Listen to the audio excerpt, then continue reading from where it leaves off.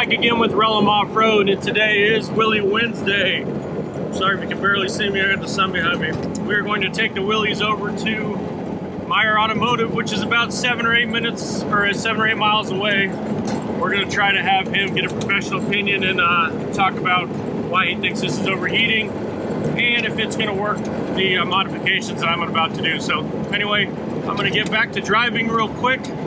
I'll update you along the way. This is by far the longest trip this Jeep has ever taken, and I really hope I get there without overheating. So until then, we'll see you later.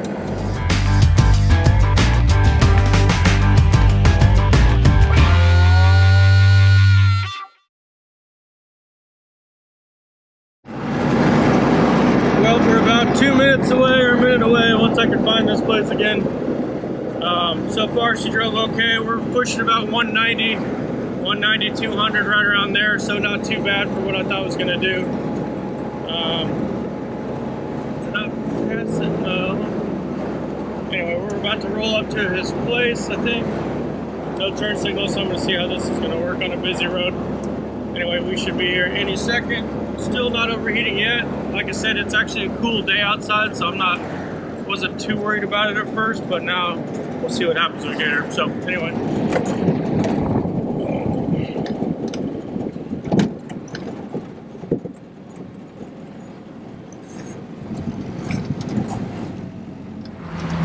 All right, so we're back again. The Willys did make it all the way up to the place where we're going, which is Myers Automotive up here in Andover, Kansas. And I got Cris Myers with me right now. We're gonna take a look at this real quick, kind of diagnose some of the problems.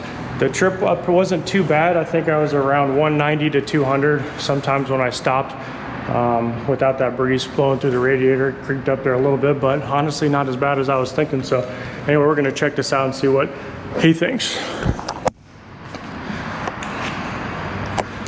All right, so what are you doing there? I've got a thermal imager that helps me to identify any hot spots or anything inside of the radiator where there may not be any flowing. Oh, nice. So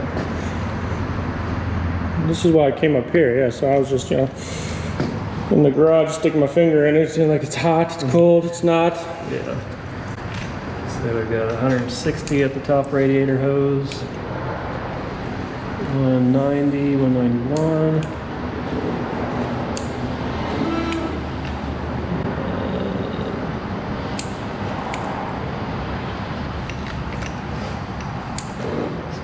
Flow through there.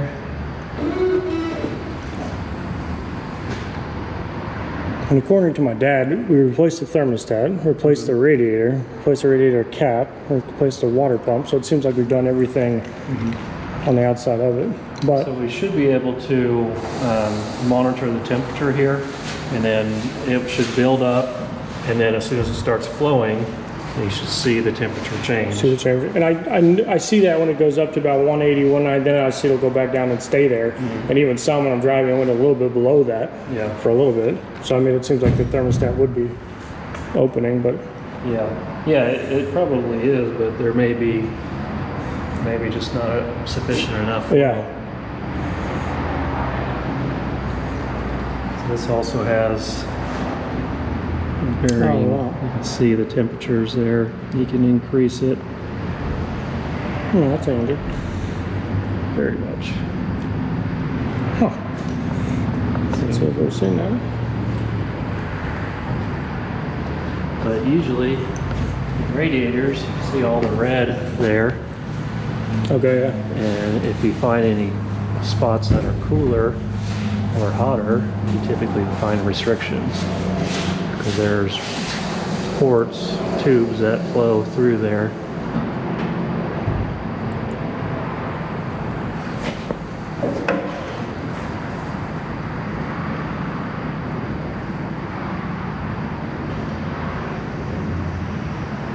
And it's going to be common for it to be hotter up at the top.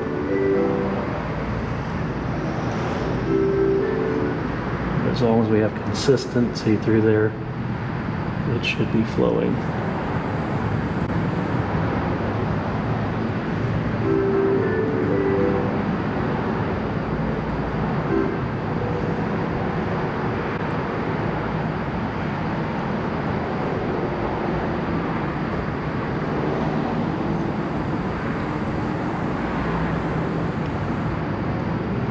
And, you know, today was a cooler day, or what are we, in the 70s or something? So, I mean, it didn't really overheat, you know, at all. But I drove it the other day just a mile down to the adult beverage store to get a little something, and it overheated around, you know, it was 210, 220. When I came back, it was dripping a little bit. It didn't boil over, but.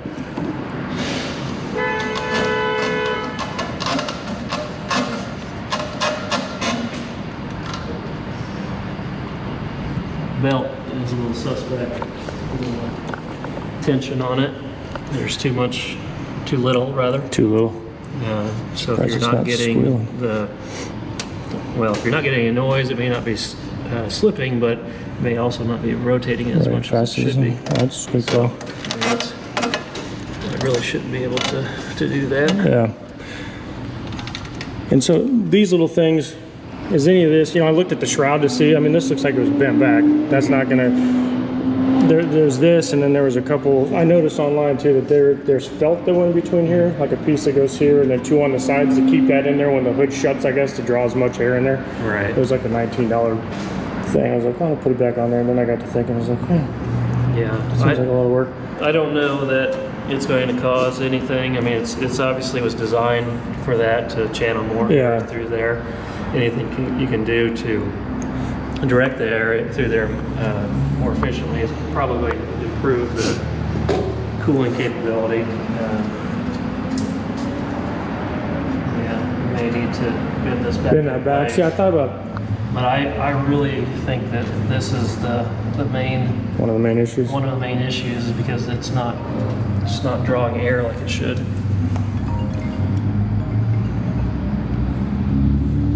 So is that just a generator? Yeah. It looks like you're about maxed out at that where it's at right there. So we may need a smaller belt.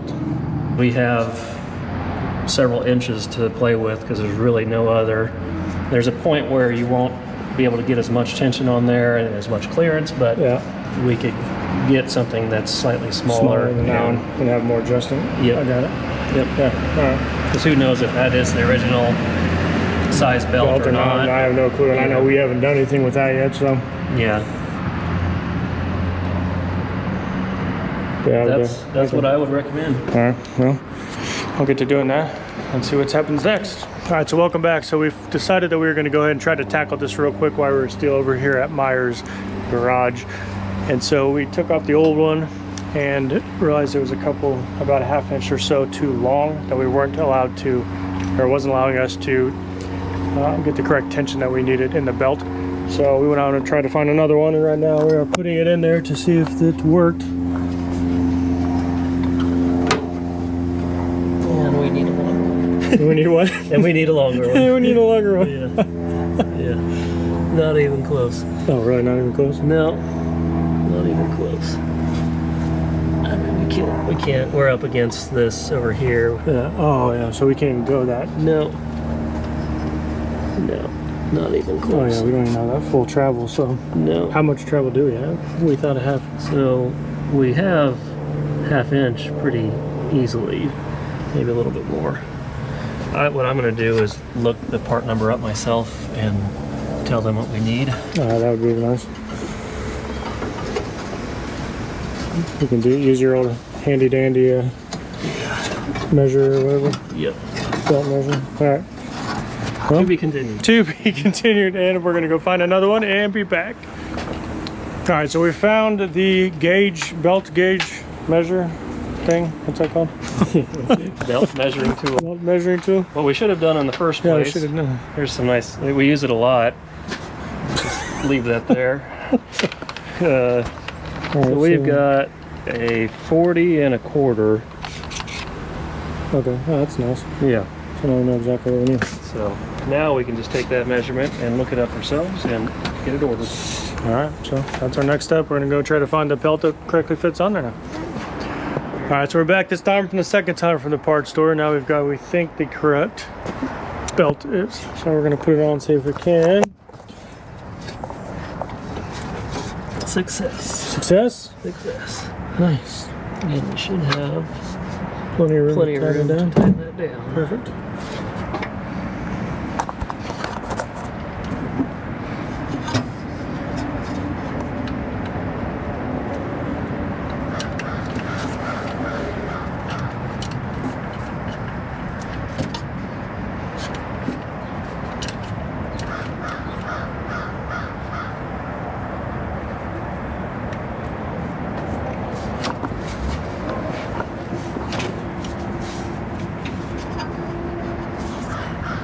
Yeah, pry bar, can I hold it? Yeah.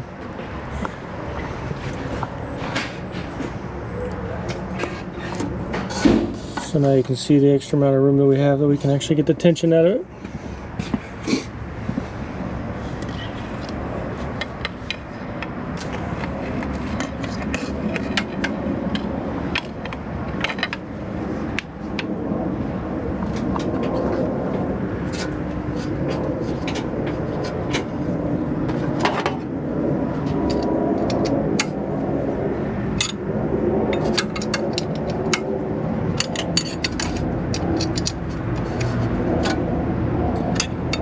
What happens when you accidentally touch the pry bar to that little positive terminal? You get a little show, a little spark. Try to avoid that.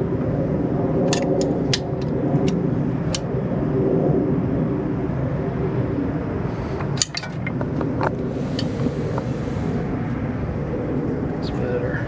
Fire it up. Fire up.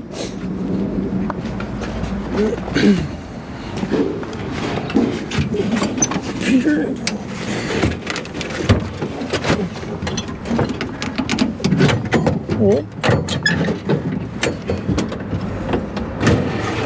I gotta turn it on first.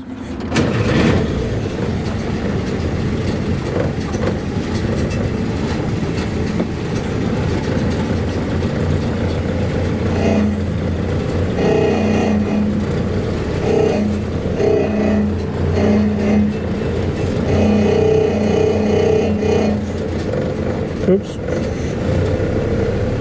Catching on that cross member. That's Oh, that's what it is underneath there? Ah.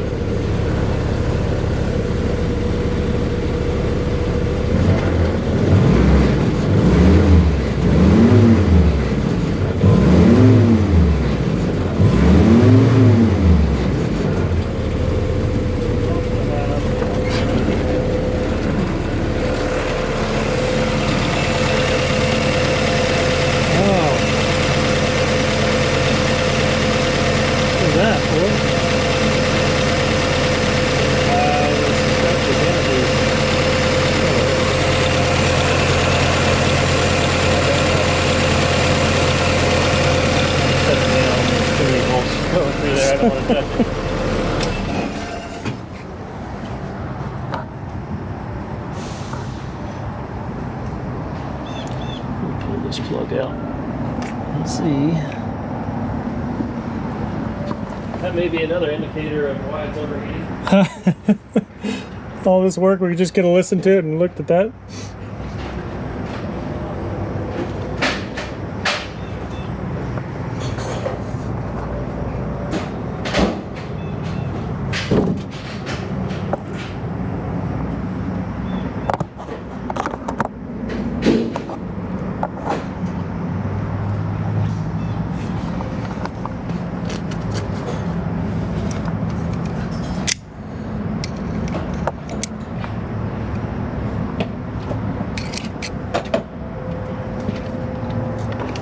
Oil. One second.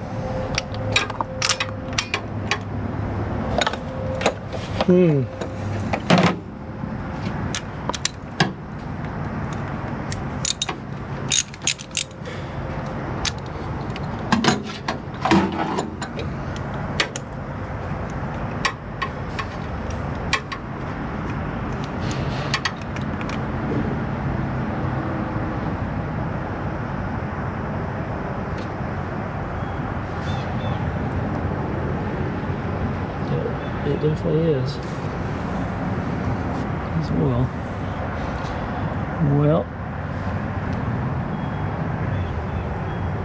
I'd say we're at a stopping point right there. I mean, we'll have to pull this off, figure out if we have a bad gasket in here. Honestly, I haven't torn into the top end of these enough to know off the top of my head, but hopefully there is a seal that's down inside here, much like a more modern valve cover, but No idea. I don't. This rocker cover, I highly doubt it, though. There's probably something else once we pull it we're going to discover. No, great. Fun. All right. All right. So the quick trip to the automotive shop just to get a little look over turned into be might be a bigger project than we think. But anyway, well, we've got the belt fixed, so that only took a couple hours. Anyway, stay tuned for the next episode. See ya.